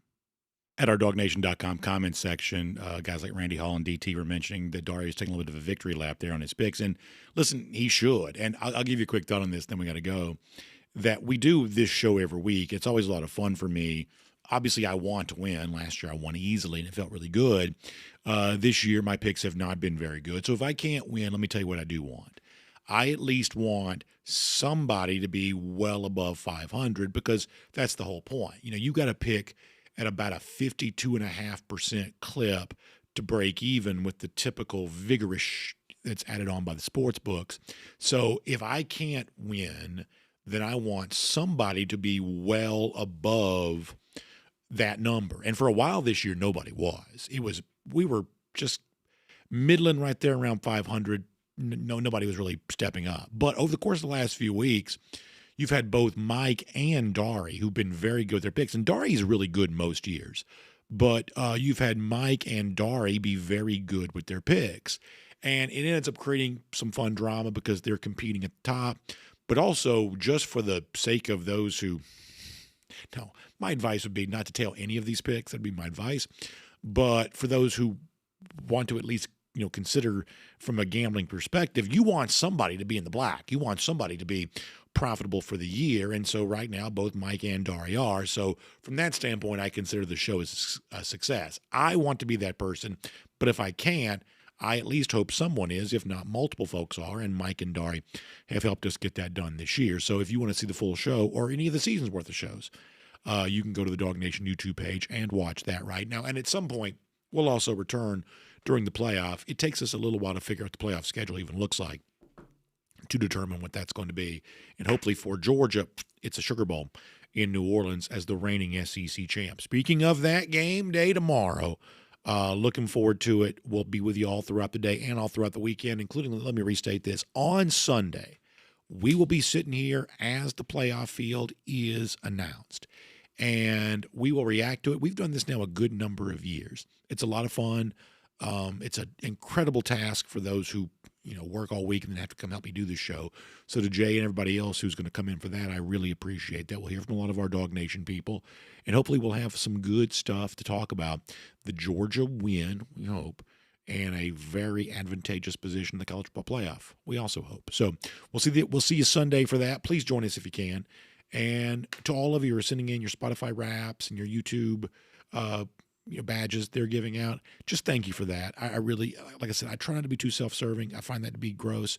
But this particular time of year, this is my Christmas gift to myself, that the fact that so many of you have shared that, sent those in, it means the world to me, man. It is such an awesome thing. So thank you very much, both for spending the time with us, but also sharing those with me.